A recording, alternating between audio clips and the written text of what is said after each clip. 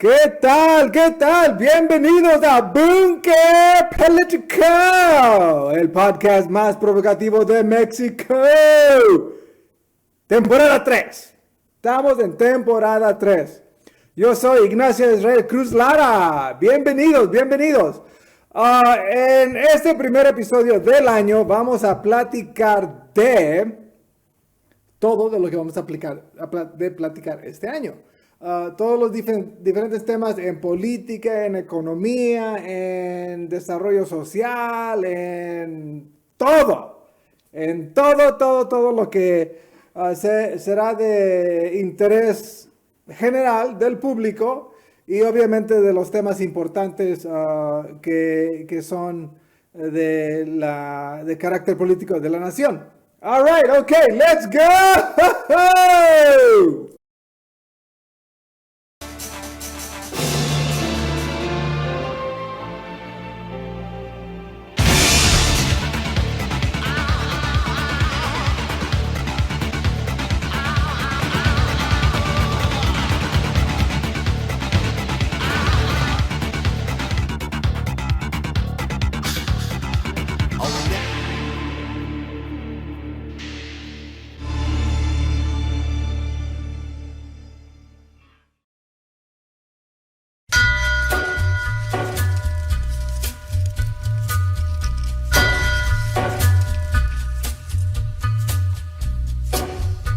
All right, we are back. Temporada 3, yo soy Ignacio Israel Cruz Lara. Este es Búnker Político, el podcast más provocativo de México. Temporada 3. All right, okay.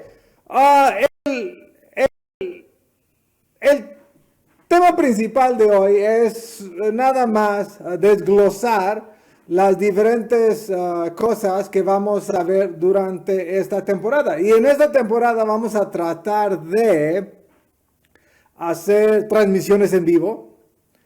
Vamos a tratar de hacer mucho más cortos para que no sea, para los que ven el video, nada más sea unos 2-3 minutos de un tema importante. De también hacer más publicaciones por semana. El show de 1 hora, que es el podcast, no es, de esos no voy a hacer más de 1 hora a la semana. Digo, es 1 hora, es bastante tiempo, la edición y no, es bastante esfuerzo. Pero sí se va a hacer de los cortos de temas que a lo mejor se sacan del episodio principal, pero aparte se van a hacer más cortitos de 2-3 minutos de temas que se vayan dando todos los días en la política mexicana, en la política internacional, en todo lo que son cosas que nos afectan. Entonces, uno de los principales temas para este año es, deja ver, aquí veo mis apuntes. Tesla en México. Ese es un tema importante. Y lo vamos a explorar en muchas diferentes formas porque, digo, una cosa es lo que se escucha en el gobierno y en la política y en el escenario nacional de lo que es traer Tesla a México. Y yo les digo, o sea, México no trajo a Tesla. Tesla por su propia cuenta decidió, ¿sabes qué? Necesitamos una planta en México porque está cerca de la Gigafactory de Texas y nos conviene Nuevo León por esta razón. Todos los otros estados, las propuestas, lo que sea, o sea, eso nunca estuvo en juego, más lo que se decidió en algún momento en Tesla. A dónde se iba a poner México y siempre se iba a poner cerca de la Gigafactory de Texas. Ahora, en este tema también se va a explorar, por ejemplo, un verdadero impacto económico hacia México. A ver, México tiene miles de fábricas. Tesla va a ofrecer, realmente no sé las cifras, pero no sé, hay que decir 1,000 a 10,000 nuevos empleos. Yo creo que 10,000 ya sería exagerado, directos. indirectos, pues lo veo muy poco, porque la tecnología que desarrollan ahí o utilizan ahí, nada se hace en México. Entonces no va a haber así como que desarrollo económico lateral, indirecto. Entonces digo, ok, son 10,000 más empleos en México. Ok, está bien, o sea, pero no cambia la economía de México, no cambia el carácter socioeconómico de México, no cambia nada de eso. Eso se requiere de otro tipo de política económica a nivel municipal, estatal y federal. Y eso es uno de los temas que vamos a explorar en el tema de Tesla cuando hablemos de Tesla. Otro tema, obviamente, van a ser las elecciones que se van a dar este año en Coahuila. ¿Y dónde más se van a dar? No tengo apuntado aquí. De hecho, son cosas que ya debería de saber, ¿verdad? Estado de México, Estado de México. Um, y, ok, se van a dar en el Estado de México, se van a dar en Coahuila. Y vamos a ver cuáles son los temas principales de esa selección. Y aquí vamos a ver exactamente cuál es la propuesta de cada candidato, ¿no? Tanto Estado de México como en Coahuila, para ver si el discurso tanto de esta alianza que se pudiera hacer en Estado de México y en Coahuila tiene relevancia para la presidencial que sigue el próximo año. ¿Cuál es la propuesta de la alianza? ¿Cuál es el argumento político?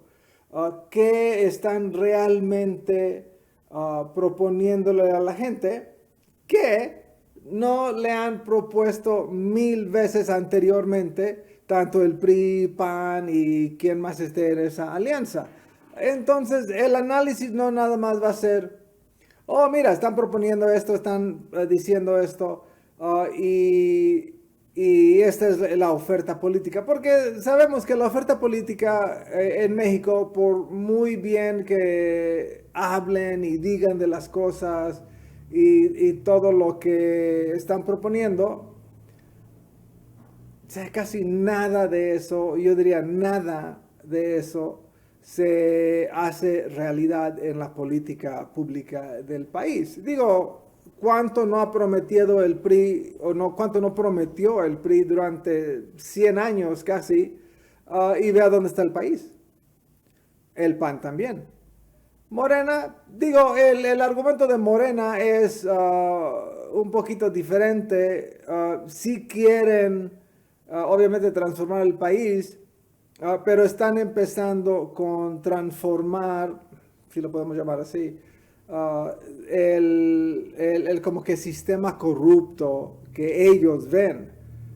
Y que ellos ven es el tema particular, porque si van en contra, o según van en contra de la corrupción de gente, cuando les presentan el argumento de corrupción de Morena o figuras de Morena, ahí sí el presidente los defiende con todo, sin realmente saber si son corruptos o no. Digo, él se podrá imaginar que Morena no se roba y no sé qué rollo, pero digo, al final de cuentas son muchos expriistas, muchos expanistas y de otros partidos que son los que están hoy en Morena, y ellos, su carácter de generar dinero con estos negocios y movimientos con el presupuesto del gobierno, digo, eso no cambia, eso nunca va a cambiar de la gran mayoría de la gente que está metida en política por esas razones. Entonces vamos a explorar todos esos conceptos de lo que es la campaña que viene este año a gobernador en estos estados, y analizar la propuesta pública de gobierno que están haciendo los diferentes candidatos, y a ver si realmente es algo diferente. Que yo la verdad digo que no es nada diferente, porque siempre es lo mismo y los resultados, gane quien gane, siempre son los mismos. Digo, Morena ya lleva no sé cuántos años en el país y bueno, honestamente, ¿qué puedes cambiar en 4 años? En muy poco o nada. En términos reales, digo, puedes crear una reforma, puedes eliminar aspectos de la burocracia federal, puedes mejor utilizar el presupuesto, etcétera. Ok, eso son cosas así, pero digo, cambios sistémicos son mucho más complejos y mucho más diferentes para poder lograr y luego que se conviertan parte del sistema. Y eso Moreno no lo ha logrado y lo dudo que lo logre, pero digo, al final de cuentas tiene el derecho de intentar todo lo que quiera. All right, también vamos a hablar de asuntos financieros internacionales. Principalmente, en ese episodio vamos a ver el tema de la deuda de Estados Unidos, de los mercados internacionales y la relación peso-dólar.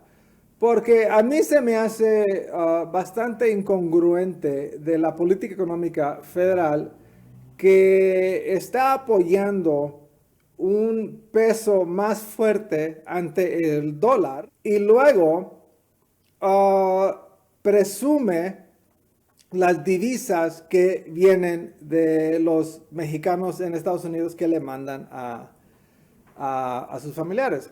Ahora, ¿por qué eso es un tema de crítica? Por lo siguiente, los mexicanos que reciben los dólares, las familias que dependen de esos dólares para sobrevivir, para tener ese poquito extra en sus vidas, para poder comer un poquito mejor, para mandar los niños a la escuela, para lo que sea, esos dólares que se mandan de Estados Unidos ahora son menos pesos. Entonces, tienen menos dinero por la relación peso-dólar o el intercambio peso-dólar. Y luego con la inflación en México, donde todo está subiendo, esos pocos pesos compran menos. Entonces, el presidente está presumiendo el gran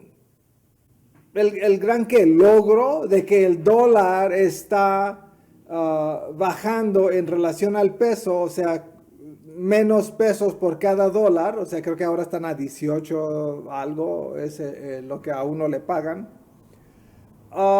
Y a la vez presumiendo lo que mandan muchos dólares de Estados Unidos. O sea, a mí se me hace incongruente en ese aspecto ya socioeconómico, porque yo digo, bueno, ¿qué estás presumiendo? Le estás quitando dinero a la gente en mantener un peso fuerte. O sea, no es ningún logro mantener un peso más fuerte de lo que ya estaba en 2021. Económicamente hablando, eso no ayuda, o sea, no ayuda en lo más mínimo. Y entonces todo eso vamos a explorar en ese episodio sobre política económica, básicamente, o sea, política económica nacional y política económica internacional, y a ver qué nos espera económicamente durante todo el año en México y en el mundo. Y esos son temas de saber ese para cómo se está manejando tanto la economía y qué es lo que se espera en la economía y cuál va a ser lo esperado en términos de inflación para este año en México. Eso sí es muy importante. All right, entonces eso es aspectos que yo considero que son importantes, que uno debe de tener algo de información sobre esos temas. Ok, y en cuestión de eso, también se va a ver todo lo de cripto. Quiero poner otro canal dedicado a cuestiones de cripto, donde uno compra y vende cripto, hace movimientos más complejos en el cripto, porque de esta forma yo creo que mucha gente podría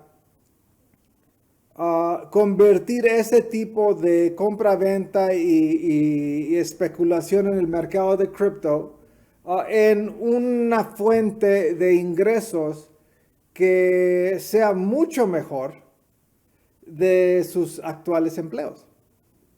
Estoy casi seguro de ello. Entonces, voy a hablar de cripto y de todo lo que está pasando en esa industria, de de cómo está la regulación en México. De hecho, México tiene un intercambio de cripto muy bueno y tal vez el mejor de toda América Latina, que se llama Bitso. Y, y vale la pena saber sobre ese tema y vale la pena ir comprando un poquito de cripto cada vez que uno tiene 100 pesos, 200 pesos y dejarlo ahí. Porque estos proyectos de cripto y la tecnología relacionada con cripto es el futuro financiero en muchos aspectos. Y está desafiando el sistema bancario tradicional en todo el mundo. Y es una cosa que esa pequeña inversión se pueda convertir en miles y miles y miles de dólares. Entonces, vale la pena, por un lado, invertir en cripto y por otro lado, intercambiar cripto en forma un poquito más sofisticada para hacerlo como un corredor de bolsa, creo que se llama en México, y se pueda generar buen ingreso, o sea, literalmente buen ingreso. Mucho mejor que el salario mínimo de México y mucho más que, o mejor, que lo que la gran mayoría de la gente en México está llevándose a casa cada quincena. Y eso es muy importante. Y obviamente también todo lo que es lo legal y legislativo relacionado de las leyes en México sobre cripto. Son cosas muy, muy, muy, muy relevantes. Ok. También en otro episodio vamos a hablar del PRI.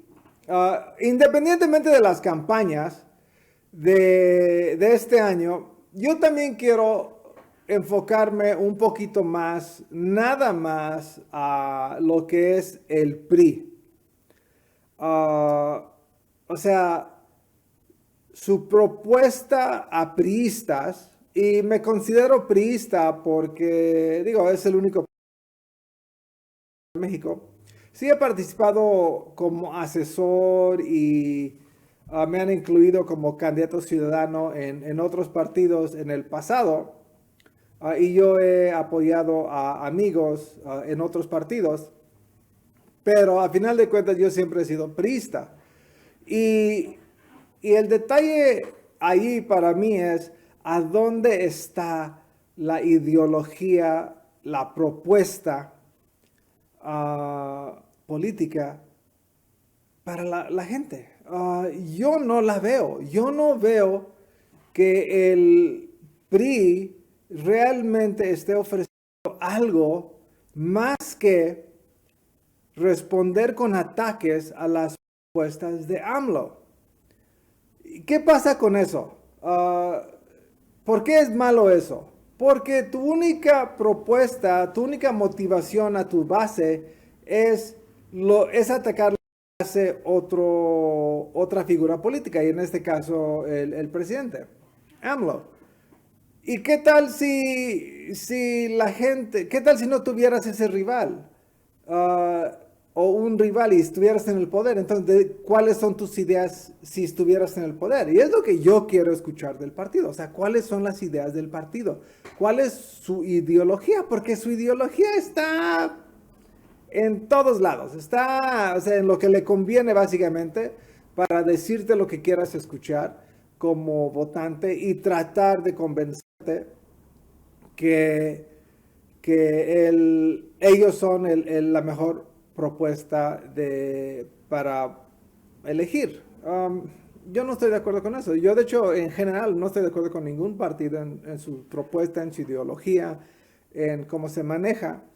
Por eso, Bunker Político ya está organizando, digo, yo y otras personas, la posible formación de un partido político en Hidalgo.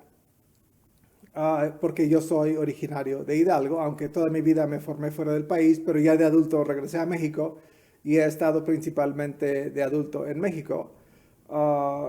me gustó México, o sea, y Estados Unidos, digo, bien, es padre vivir y todo allá, y soy ciudadano y todo. Pero llegó el momento y yo dije, ¿sabes qué? Quiero salirme de esa ruta de que todo el mundo hace allá y hacer algo diferente, arriesgarme a hacer algo diferente. Y dije, "Ah, voy a quedar en México y hacer mis cosas acá". Entonces, es importante lo que menciono de lo del partido, porque yo creo que sí hace falta una nueva propuesta política. Um, y sí va a ser bastante diferente y obviamente va a estar basado en una ideología muy precisa en lo que representa el partido y sus posibles representantes. Ah, y eso no va a cambiar, o sea, no va a cambiar para una elección, no va a cambiar para ganar una elección, etcétera. O sea, porque yo sé que hay mucha gente en Hidalgo y en el país que piensa de la forma que yo estoy pensando y están cansados de y malos resultados de los políticos y toda la corrupción que existe y todo el conflicto que existe entre los partidos políticos, que es tanto culpa de AMLO como de los otros partidos. O sea, se la viven atacándose, se la viven odiándose, se la viven robando, todo. Entonces, yo creo que hace falta una mucho mejor oferta y en eso, aquí en Búnker Político, lo vamos a estar presentando y promoviendo y además vamos a estar recaudando todas las firmas que sean necesarias para poder estar en Hidalgo presentes y tener una oferta política para la gente. Digo, ganemos o no ganemos, ese es otro tema. El punto es tener presencia y llevar el mensaje a la gente y tratar de convencerlos que este proyecto es relevante, es transformativo en la vida política de los hidalguenses y creo que con suerte y con mucho trabajo y con el apoyo de la gente, digo, tiene yo creo que la posibilidad de tener éxito en Hidalgo. Y luego ya de ahí ya veremos si se podrá llevar al siguiente nivel. Pero digo, eso ya está muy lejos y ahorita lo principal sería poder tener presencia en Hidalgo y tener apoyo en Hidalgo. All right, eso por otro lado. ¿Qué más? Una cosa que sí vamos a hacer y que quede claro es vamos a defender el concepto de conservador. Um, AMLO lo utiliza para atacar a los priistas, a los del PAN y etcétera. Ok, es una muy buena táctica y todo el mundo ahora dice, pues el PAN conservador, priistas conservadores, malos. Pero no, ellos no son conservadores. Y yo constantemente, tanto como en un episodio en particular y durante todos los episodios, voy a estar presentando el argumento de lo que es realmente un conservador. Por ejemplo, un conservador en cuestión social defiende a la familia, papá, mamá, hijos y la familia tradicional nuclear. Cada quien puede vivir como quiera en su vida y si quieres seas hombre, hombre, mujer, mujer y luego tener hijos.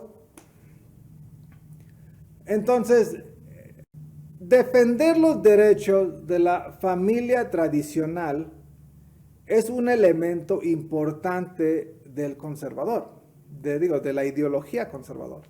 Algo que yo creo que todos los mexicanos, o la gran mayoría de los mexicanos, quieren defender su familia, quieren tener esa familia tradicional, quieren mantener los valores adentro de la familia, de los que ellos mismos vivieron de chicos y sus antepasados, etc. Ok, entendemos que hoy en día existe ya diferentes conceptos de familia. O sea, mujer, mujer, hombre, hombre, que ahora se casan y todo ese rollo. Ok, o sea, Cada quien puede vivir como quiera. El punto aquí es que la familia tradicional no es algo malo. Y el lado liberal, o sea, la izquierda, tanto en México como en todo el mundo, y a lo mejor más en todo el mundo que en México, está atacando ese concepto de la familia tradicional. Y un conservador como yo defiende el concepto de la familia tradicional. Y eso también va a ser uno de los valores del partido que se va a formar. O sea, la familia tradicional tiene un lugar muy relevante en la vida del mexicano. Punto. Punto. O sea, eso no es negociable. La familia es la base de todo. La familia tradicional, porque así me formé yo, y así se formaron 99.9 de ustedes. Estoy seguro de eso. ¿Ok? Entonces, eso es por un lado. Otra cosa es, por ejemplo, pagar menos impuestos. Un conservador no está de acuerdo que el gobierno esté cobrando X cantidad de impuestos para lo que quieran hacer con el dinero del pueblo, y entonces lucha para reducir el impuesto. En esto yo creo que los del PAN y del PRI tal vez estén un poquito más de acuerdo, inclusive a lo mejor hasta los de Morena, de que la gente no tiene que pagar excesivamente impuestos. Yo no estoy de la idea de impuestos. O sea, imagínate, si tú ganas, por ejemplo, Estados Unidos, si tú ganas abajo de, no sé, creo que son $70,000, pagas, ¿qué son? ¿Como 30%? ¿Es 30? No, es 22 y tantos por ciento. Yo la había bajado hace poco. Ok, 22%. Pero si subes arriba de 100,000, ahora estás pagando 35%. Y si ganas arriba de 500,000, estás pagando 35, 30%. O sea, y si ganas arriba de 1,000,000 o 1,000,000,000, estás pagando casi el 40%. Fuck, no, o sea, ¿por qué? ¿Por qué una persona que gane muchísimo dinero le tiene que dar casi la mitad al gobierno? O sea, no, o sea, fuck no. Entonces, esos son, por ejemplo, dos puntos muy simples que son parte de la ideología de conservador. También seguridad nacional, o sea, defender tus fronteras, que tengas realmente una frontera y se defienda, y tengas unas fuerzas armadas fuertes que se pueda defender el país. Ir a romper madre cuando sea necesario. Eso sí es necesario. O sea, ese es conservador, la ideología conservadora. Y se puede llamar realismo político, que es como se ha manejado en toda la historia, todos los grandes imperios. Desde siempre se ha manejado el realismo. Y el realismo es básicamente conservadurismo. Y no es, lo ves como mucha gente aquí, o sea, especialmente AMLO y los de Morena, que quieren conservar ese sistema de corrupción. Y eso, o sea, eso no se trata. O sea, conservador no es conservar el sistema de corrupción, es completamente otro concepto. Pero digo, AMLO es muy bueno para crear estas frases. Toda la izquierda, o sea, en todo el mundo, es muy buena utilizando el lenguaje para confundir al pueblo. Eso es lo que los ha llevado al éxito. Ve Hugo Chávez en Venezuela, ve Fidel Castro en su momento en Cuba, Stalin, ¿quién más? Pues el del socialismo, se me olvidó su nombre. Marx. Entonces, digo, el argumento suena muy bien, pero lo tratas de poner en práctica y fracasa. Completamente, fracasa. Entonces, esos son aspectos que vamos a explorar también en todos los episodios, y aparte, en particular, un episodio dedicado a las cuestiones de la ideología de conservador. Lo que realmente es la ideología del conservador y todas las cosas que trata de defender en la vida. Porque a final de cuentas, el conservador quiere que tú no dependas de gobierno, que no vivas de los programas de gobierno. No porque no quiere gastar en ti los recursos del Estado. No es por eso. Quiere que tú no vivas de gobierno porque quiere que tú tengas tu propio negocio, que exista una economía donde puedes tener trabajo tú, tus hijos, donde pueden poner un negocio y no necesites a gobierno. Esa es la gran diferencia. O sea, la izquierda, o sea, Morena, el PRI, el PAN, todos ellos, aunque ideológicamente son un poco diferentes, todos dependen de que ustedes dependan de gobierno. Eso no es conservador. Conservador es que tú no necesites a gobierno.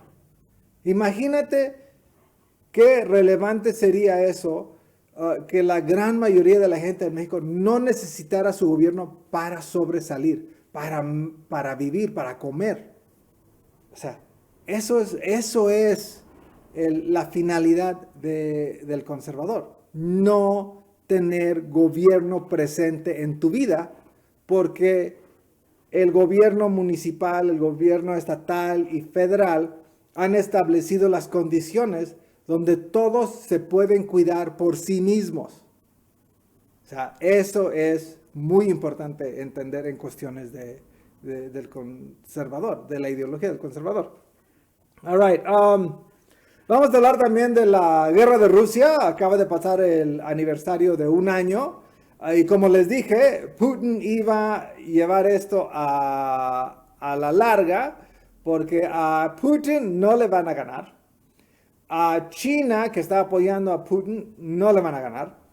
Y a final de cuentas, el Occidente, Estados Unidos y los países de Europa, entienden que no pueden hacerle mucho a Putin, no le pueden hacer nada a China, y les hagan todo lo que están haciendo en términos de la economía, atacando ambas economías, pues vean lo que ha pasado a nivel internacional en la economía mundial. Y eso es otro aspecto que sí se va a tocar en la cuestión de política económica internacional, pero también habrá un episodio dedicado nada más a lo que es la cuestión de Rusia, su impacto económico en el mundo en términos de esta guerra y todas las sanciones que estos países del occidente le han puesto a Rusia y todo el desmother que han generado en la economía del mundo. O sea, la situación está mal, y además en Estados Unidos los demócratas acusaban a Trump que iba a empezar la Tercera Guerra Mundial. O sea, pura propaganda de la izquierda. Y los que ahora están mucho más cerca de una Tercera Guerra Mundial son los demócratas, provocando a Rusia, creando la guerra de Ucrania, y ahora diciendo que Putin es el que quiere hacer esta guerra, cuando ellos, el occidente, le dio una opción, no le dio opción a Putin más que reaccionar de esta forma. Y eso lo vamos a hablar en detalle. El año pasado la temporada pasada hubo un episodio dedicado a estos temas, y ahí sí hay contexto, pero ya tenemos la experiencia de un año, la historia de un año de lo que es esta guerra y todo lo que ha pasado, y vamos a ver qué es lo que nos espera en términos de la conclusión de tiempos y de todo lo que está pasando en ese escenario de Ucrania y Rusia. Obviamente también vamos a hablar de todas las diferentes cosas que vayan surgiendo en la política y economía de México. Por ejemplo, el caso de Luna, ¿cómo se llama? Luna, García Luna. Eso es importante, porque yo creo que ahí hay muchas cosas que se revelan que yo veo que no han tenido impacto en México. Los medios, por lo menos, no lo han difundido. O lo que está involucrado Calderón, todo ese gabinete, salieron ahí unas cositas de Fox, bueno, del gobierno anterior de Calderón, y todo esa relación sospechosa de todo este grupo de gente que algunos siguen en el gobierno mexicano, federal, estatales, o sea, siguen operando como gente, figuras de el alto nivel de política en México. Y eso como que no ha tenido impacto todo lo que se dijo en Nueva York en el juicio de García Luna. Entonces, eso también lo vamos a explorar. All right. Digo, yo creo que esas cosas son interesantes, son de relevancia y sin duda, en mi opinión, de interés general de todo. También vamos a dedicarle un episodio a la educación en México. Este tema me interesa mucho. La educación en México yo siento que le está fallando a los jóvenes. Digo, yo creo que siempre les ha fallado a los jóvenes, pero particularmente últimamente. Porque, no sé, yo veo a jóvenes que, como que, no quiero decir que no dan una, y digo, tienen sus títulos universitarios, etcétera, pero yo creo que sí dejan mucho que desear en términos intelectuales, en términos de entender el mundo, en términos de ser idealistas. Digo, está bien que seas idealista. Digo, todo joven típicamente es idealista. Eso no es el problema realmente. El problema es, yo creo que ser idealista tipo comunista, socialista, donde piensas que ese tipo de sistema puede funcionar cuando en toda su historia, en todas sus versiones, en todos los diferentes países donde se ha intentado el socialismo, comunismo, como lo quieras llamar, ha fracasado. Entonces, no sé, o sea, el argumento siempre es que no se aplicó bien, es que hubo este factor, es que hubo el otro factor. Digo, el capitalismo, sea como sea, ha funcionado bajo todas las condiciones. E inclusive en países comunistas, porque existe ese capitalismo clandestino, donde la gente está comprando y vendiendo cosas clandestinamente, porque en su sistema socialista no funciona, no pueden conseguir las cosas. Y digo, en México ve todos los mercados, eso es capitalismo, ve toda la actividad económica que existe en México, capitalismo. Digo, México no podrá ser el gran país mega rico del mundo como Estados Unidos o los de Europa, pero la gente, yo diría que, bueno, no sé qué porcentajes, pero la gran mayoría, no la gran mayoría, pero mucha gente vive del comercio. Aparte de su empleo, hacen actividades adicionales, o sea, ponen sus puestos de chalupas en la noche, venden pasteles, de Uber en algunos estados, y etcétera. O sea, el aspecto de capitalismo en el país que sea funciona, bajo las condiciones que sea, funciona, inclusive cuando el gobierno es opresivo en cuestiones de regulación, de impuestos, bueno, aún así funciona. El socialismo no, nunca ha funcionado, nunca, no me digan que ha funcionado. Y muchos de las izquierdas también dicen, no, pues en Estados Unidos existe el socialismo dentro del aparato de gobierno.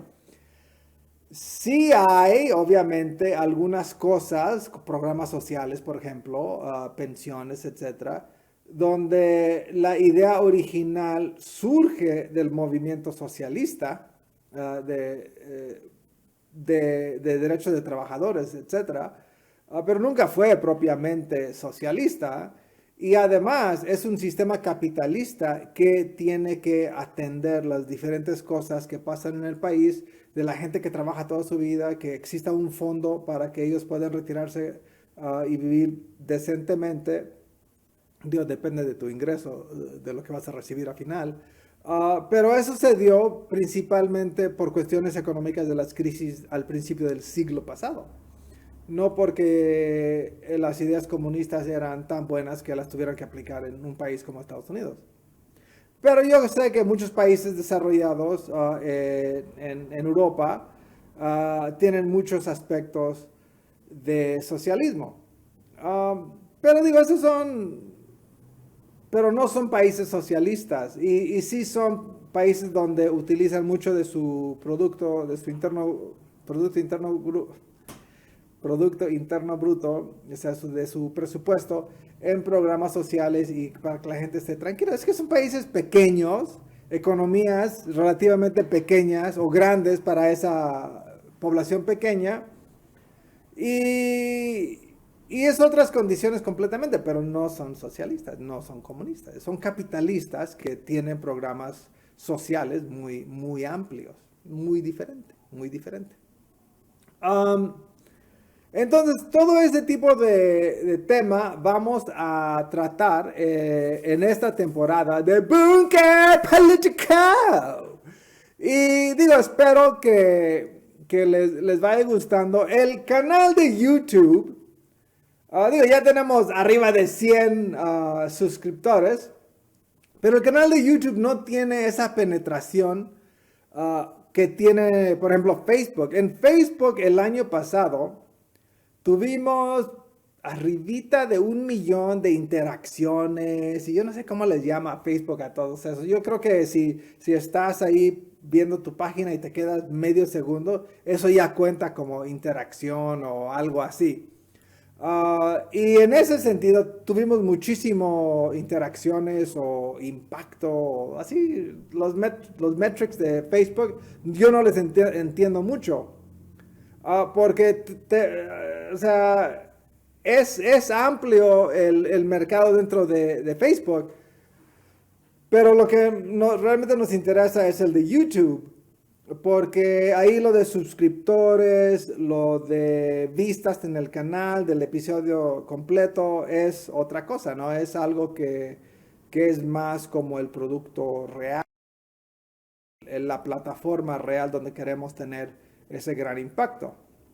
También están todas las plataformas de podcast que las pueden ver aquí. Todas estas plataformas estamos presentes y tal vez en otras también porque el servicio principal distribuye a todas las plataformas principales de podcast. Entonces estamos presentes en todas esas plataformas y este año, después de cada episodio, se va a subir a la plataforma y se va a tener un episodio cada vez que hay un episodio de video de podcast. Porque el año pasado y antepasado se hacía a final de la temporada. Se subía todo y boom, y ahí está todo eso. Y digo, está bien. Y eso ahí también tuvimos bastante audiencia. Pero como les comento, el objetivo principal es tener una presencia en YouTube. Porque me acuerdo que mis hijos decían algo de YouTube. Querían poner también su propio canal y todo el rollo, entonces, digo, es como que para ellos, ¿no? En ese sentido. Alright, digo, y todos los temas, también vamos a ver todos los temas que se vayan dando. Alright, ok, entonces yo creo que es suficiente por el primer episodio de temporada 3. Yo soy Ignacio Israel Cruz Lara, este fue Bunker Political, el podcast más provocativo